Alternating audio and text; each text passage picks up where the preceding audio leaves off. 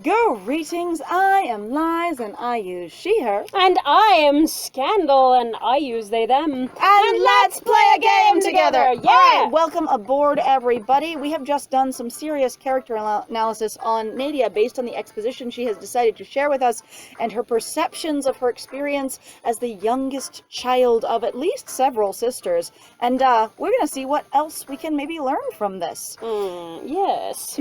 They were furious. They never liked me having my independence. If they had their way, they'd lock me up like a doll. Honestly, who locks up their dolls? Lock me up like a doll. I appreciate the concept of I just sit there like a doll, but who actually takes their dolls and locks them up? Like they only go in a locked cabinet and nowhere else. So as far as I know, I actually don't know when people started collecting dolls and putting them in glass cabinets. Mm-hmm. So I don't know if this sounds weird to me because it seems like they can't, like, there's some elements of let's just kind of pull from various different eras and not really decide what we're doing, because a lot of times, like, also dolls were typically just like children's toys that you just had and you didn't put them on display and you didn't have dolls in china cabinets, basically. Art dolls were a separate thing. That's a thing. Also going, but like those were more likely to be. Did you guys have a lot of art dolls? Statues? Did your parents collect art dolls? Did one of your sisters do so? Like having that reference has made me wonder. Going, do you have an experience of specifically? I think of dolls as being a thing they're locked up. Right. All right. Sounds like they were worried, or they sound awful. All right.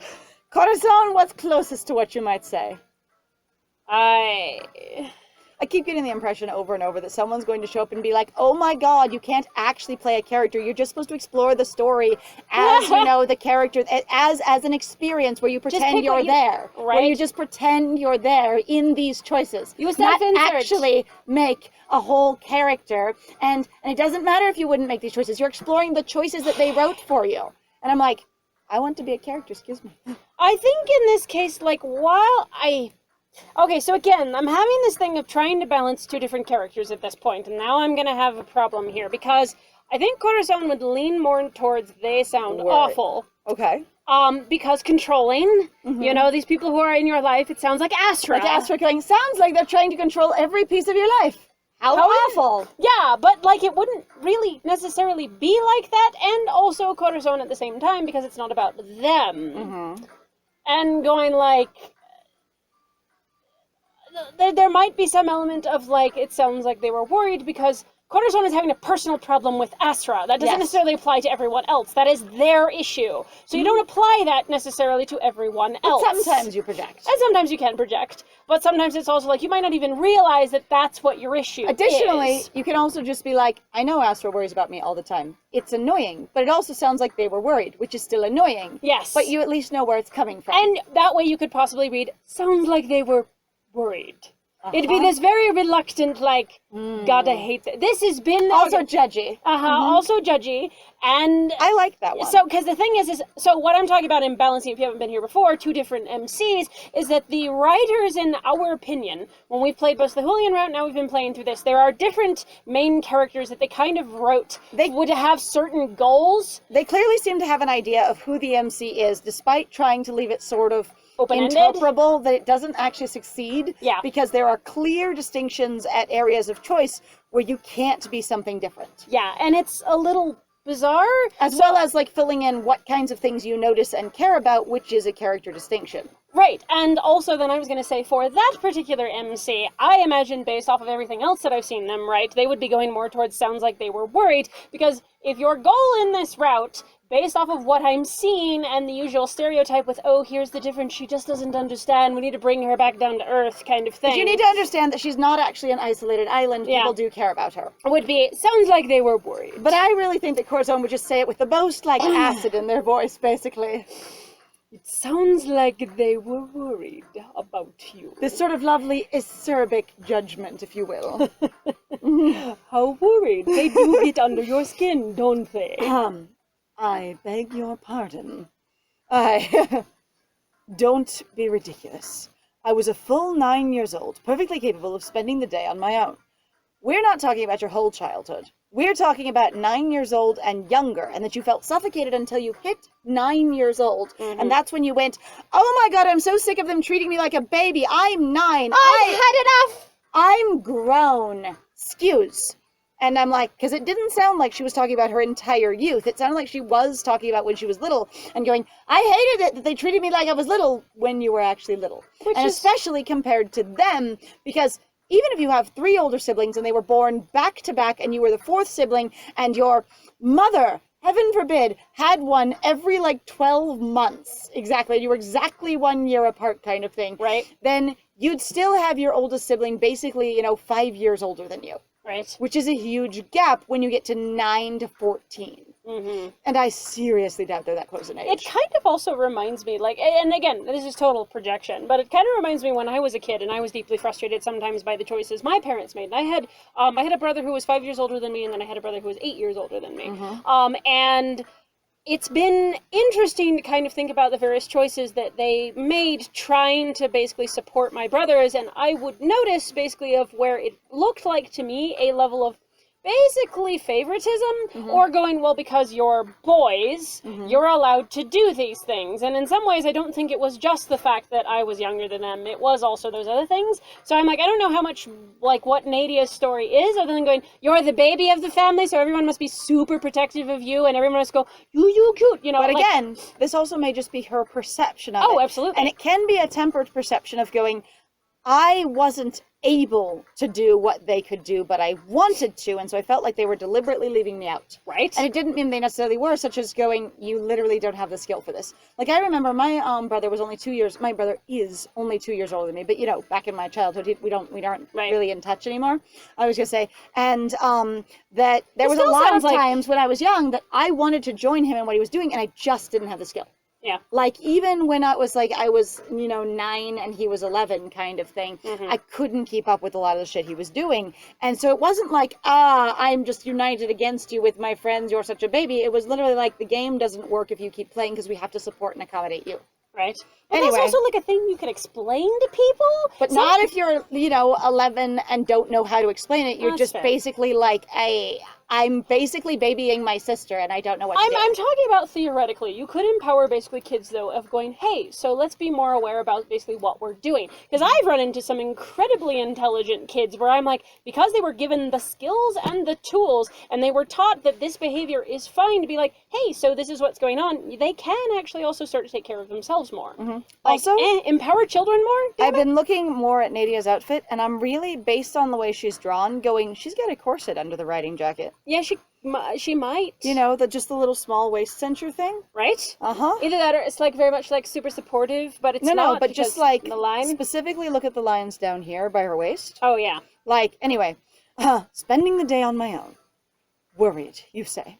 They were not worried. And if so, it was because they did not trust my abilities. Do you also say worried in such a way? I've gotten defensive a little bit too early. Worried is irritating, isn't it? Even if they were or weren't it. I spent my entire youth trying to escape their tall shadows, finding myself ever wanting. They weren't necessarily judging you. You were judging you. Yes. Which is what the problem I had, being the younger sibling, even without that big of a gap. I was always judging me that I didn't measure up. I have this interesting experience with my childhood where my parents continually verbally told me they supported me and they didn't judge me and helped me through a lot of challenges, and I always felt like it wasn't enough. Period. And there are other elements that as an adult I've come to understand that make that experience make a little more sense. But it was a thing. I was always my worst critic forever. Yeah. Don't you think they could help you? It sounds like they care about you. That they could help me measure up? Absolutely not. Perish the thought, corazon.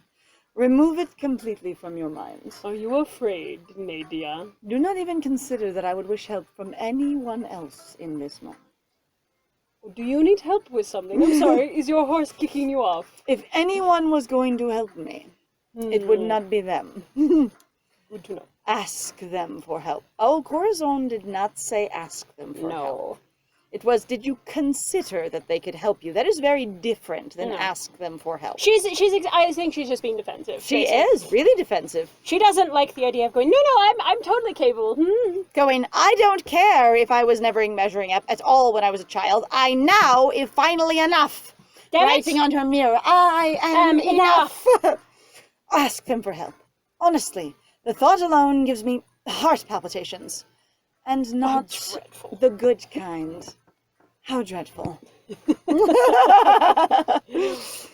I have had quite enough of my sister's concern for me, and I do not need it.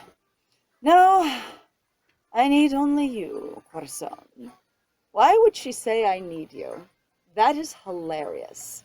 With the way they've written her so far, it's not, I want you, I'm going to have you, you accommodate me, or I've chosen you. It is literally, I need only you. That is a level of extremely casual vulnerability right there that I'm impressed that they put in. My sisters can remain in Prakara, and I here. It's better that way. Interesting. We pass the garden fountain, riding in silence for a while before Nadia clears her throat and speaks again. It seems as though your horse has decided to behave itself flawlessly, as it is no longer worth mention. I know! Isn't it great? We made this big, huge deal out of these horses, and then we've completely dropped them. Well, really only the one. Hers is just beautiful. Yours is a pain. Oh, I know. But I'm just, like, sort of in general, that sort of feeling of going, this whole thing was very important, and now it just sort of... It's okay. It's rare, I think, on my sisters much these days. Yet, lately, I find they're on my mind quite often, when I'd rather be thinking of something else. Once, perhaps, I might have felt the need to prove something to them. I'd wondered why I stayed in Vesuvia for so long, when it seems evident I was rather unhappy. I mean, are you saying you wondered why you had stayed in Vesuvia so long, like when you woke up, or back before you lost your memories, or I'm now remembering during that 2-year gap that I have that I was unhappy? To me, it sounds like what she's saying is I wonder why I stayed in Vesuvia. Like, so she's woken up, she doesn't remember anything. She's like, why did I stay here for so long when everything that I'm hearing about sounds like I was deeply unhappy? That's what I'm She's hearing. referring to the information that I've gathered tells me I was unhappy, so why was I even here as long as I was? Right. Okay, that makes sense. That's what I'm hearing. I can see that. Thank you. I appreciate that. All right. Rather unhappy. It was not for Lucio's sake. Of that much I'm certain. Perhaps I thought to show my sisters I was capable. On the other hand, if they're driving my every action, then I am still performing for them, which does not serve the purpose I'm after, frustratingly. So, if so, it seems I failed. Oh, you have failed to prove you're capable because you don't remember half of your life over here now? Given that I don't know how long you were here. No kidding. I'll say, but also your city is sort of in ruins? Kind of hard to tell. You still have an aristocracy, so you're okay. Perhaps the second attempt will bear sweeter fruit. Attempt to impress them.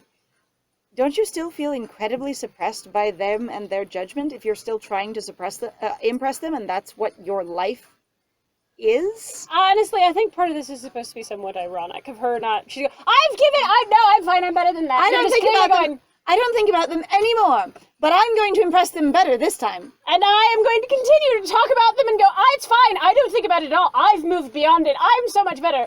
Corazon. I feel like this would shift Corazon's opinion a little bit of Nadia. Again. Being like where it's been shifted a couple of times already. And I kind of love this narrative where Corazon is like, I've met you, and there's massive instant crush. And then there's a level of, now that I've actually gotten to know you a little bit, there's sort of stepping back slightly and reassessing, going, maybe all the things that were implied by you aren't actually all the things that you are, and now I need to sort of see where I am. Right. Which honestly happens and can be a fascinating, really cool relationship thing. It can be, and I have had some of those cases, though, myself, especially, like, where you just kind of hang out with people and go, you seem really fascinating, or you seem really like this thing, and then you spend more time with them and you go, oh. You're actually quite that thing. You're very different. I seem to have developed a sort of fanciful fantasy about whom's to be. Somehow, during the seeing you and initially meeting you, I developed an elegant tapestry of who you might be without ever realizing how much I was projecting. Whoo! Look at that Minecraft server that I built up in 5 seconds. Not judging people on my Christian Minecraft server. Yes, right? At the very least, I certainly no longer feel an obligation to justify myself to my sisters. That hurt is old and long forgotten. You sound like you're talking to yourself at this point, Nadia. I do not think Corazon, being an only child, would know how she feels. I'm a little, what? Unless we're going to prove yourself to someone. A person. Senpai. Okay, so I don't... But Astra seems like the least judgmental person in the world, so it seems like even your general MC is not going to have a real problem with, yes, I know how you feel. I feel that deep in my tiny soul. I hear the song Chandelier and I go, yes, that is my life. I'm trying to decide... it depends on how you read it. Now I'm not actually sure with the MC that I think they were more trying to casually write. I don't know, but I feel and like then Corazon also, Corazon, the problem going, Corazon's I don't know how you feel. Yeah, at all. So it would be the other one of going, you literally don't need to prove anything. I don't need to, no one needs to prove anything. I feel that's very Corazon. Being even if it's not, I'm implicitly supporting you in all ways and going, oh no, you don't need to prove anything. It's just really you don't need to prove anything? Yes. And also being, there's also, so you have to forgive me, I'm also dealing, with this thing that I've kind of developed for Corazon of being, I'm having to do actually a strange amount of, now more subtle caretaking for you, when I thought you were far more capable than this. Mm-hmm. And in some ways, I will not say that that's necessarily a healthy relationship dynamic, but it is a relationship dynamic that sometimes pops up, where people go, you have said that you're extremely self-sufficient and whatever else, and I'm here to support that. That's what I'm here for, and that's what Corazon is here for. That was the initial attraction of going, you say you're going to do all these things, you say you're really capable, you've shown, and also I believe on some level, because you're the countess, kind of thing, there is that basically that social role that's been impressed upon you as a person who's grown up in the last 3 years. I say, and there's this experience of Corazon coming in and Nadia going, I basically have had my legs kicked out from under me. Despite how competent I am missing key abilities because of some, inexplicable occurrence. You, much as you use a cane, can be my cane until I get my footing back. Mm-hmm. And Corazon went, if that's what we're doing, and I can help you walk from point A to point B, I will do it. That's fine. All right, so you don't need to prove anything. You don't need to prove anything, Countess. Of course, I know that. Only a fool would still feel they need to impress her long, distant family. Distance, there we go, that's what got me. Nadia shakes her head, clears her throat softly, and urges her horse over a gnarled branch with sudden concentration. I frown, trying to follow the difficult path she has set our horses on. Which is hilarious because, again, we're going to have difficult horses and a difficult path. So again and again, it's going, you need high riding skill. And, the MC should not have it, and Corazon certainly does not. No. I think whatever failures you had, you've more than made up for them, haven't you? I also feel like Corazon at this point would sort of be that sentence, it has its own issues, would just be the horse is moving to follow the other horse. I will just not direct, and if it gets too far away, I will just wait, because I know this bitch is going to get antsy and want to catch up to the Countess. Pretty much. I'm not directing this, have fun. Mm-hmm. No, I'm having my own problems with this line, because of, Corazon is just sure, if I can acknowledge vaguely that you've made mistakes, the fact that you're dwelling on them super hard and not just going, I'll just do other things, or I will actually, say, I'm going to go with me, I'm going to make changes, blah, blah, blah, then do something? Not, you've already made up for them. Corazon has no idea. Well, and that could be a thing of going, well, whatever failures you have, based on the fact that you're moving forward now, have you not already made up for them, and not penance made up for them, but basically you've clearly accommodated because you realize you made mistakes and you're doing something else, I can see the line more like that, haven't you? Haven't you? Look what you've accomplished in 3 short months. Whatever mistakes you made in the past, you'll fix them. You've already started. What has she accomplished in 3 short months, other than hiring the apprentice and doing some, investigation as to who she was? I don't know. That's also where I'm like, Corazon, like, okay, MC, you sound like you're talking out of your ass. You've accomplished so much. Like, that was where I was getting lost, going, that shift into, you've already made up for them. I'm going, what are you talking about? And that's what I was What gonna has Nadia done? She's clearly spent time figuring out who she supposedly was. Right. Exactly how much time she's missing, and basically what her life was essentially like. And sort of espionaging her own self, if you will. Right. But other than that, and hiring us, we have no idea what she's done. So I'm like, I don't know what you're talking about. What have you done? You've done so much in 3 months. You've continued to exist and bamboozle some of the courtiers potentially. And even that, I don't. Mhm. It's fine. You've already started. I'll help. As I said, I don't need your encouragement, Corazon. But it is still appreciated. If ever I find myself in need of an ego, I shall look to you to bolster it. There is still much to do. I won't lie to myself. But I believe this time I need to prove it to myself. No one else. Prove to yourself that there is much to do? Because that's what that sentence sounded like to me. There's still much to do, and I need to prove it, the much to do, to myself. I'm confused. It's okay. Well now. That is enough horsing around for one day, I think. You haven't done anything except for wander around slowly through a difficult path. Is this the leisure riding you enjoy? I don't even know. Also, there was like no view at all, nor like really enjoying the movement of the horses. It felt like very much like what you might get if you went on one of those like predetermined trail rides where you just follow the horses all quietly follow each other through, a very planned route, and there's no view. Yeah. Because usually those are for the view. Because, like, my dad took me on several of those in California. It was one of the things he really liked. He thought was a fun thing to do. And it was, like, when I was a kid. And it really is, like, the horses, you cannot even control them. They're like, I know what's supposed to happen on this. I am a roller coaster ride. A really slow one for toddlers. And I follow this exact trail, and I stare at the butt in front of me, and it's fine. Yeah, it's fine. I just knew it's fine. All right. Come. The carriage will be ready. We must still meet with Vlastomil before the day is done. Since that's what you got out of bed to do. The thing you actually complained about, going, we need to be able to... I'm still confused. I'm not sure why we've waited so long, actually. Neither am I. We're not riding. Why are we on these horses? Corazon! Really? I'm gonna smell like horse! Oh, God. Corazon, who has quietly, like, gathered up their garments as much as possible and, like, put, a charm on the seat to be like, the horse will not touch me. Nope. And will not touch my fabric. Like, what did you do? When I was bowing to the horse, I enchanted them to not smell like horse. Because you. And then when I climbed up, I immediately hung several charms along the saddle and along the reins. And the horse just went, yes, more decorations for me. Corazon! Perfect. You. All right. We're not riding. Riding? No. His estate is much too far. To ride on a horse? Is he days away? Oh my God, how do you think carriages work? They're usually pulled by horses. I'm so sorry.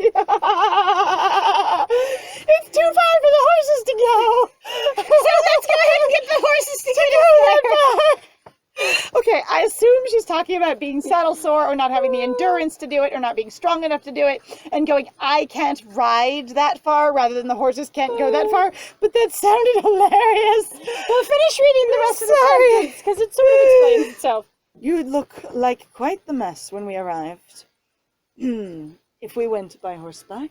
So you're saying that we cannot be Elizabeth Bennet? What I'm walking 5 miles across the...